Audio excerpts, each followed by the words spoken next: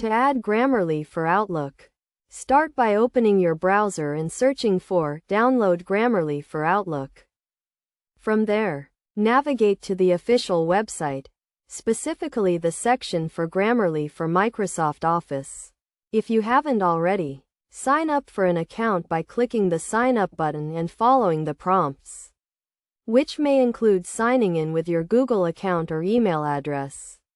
Once you've confirmed your email address, complete the sign-in process, agreeing to the terms and conditions if necessary. You'll then have the option to add Grammarly as a Chrome extension or download it to your laptop. To download, click on the Apps section and select the Grammarly for Windows option. After installation, you can access Grammarly directly from Outlook and Word documents.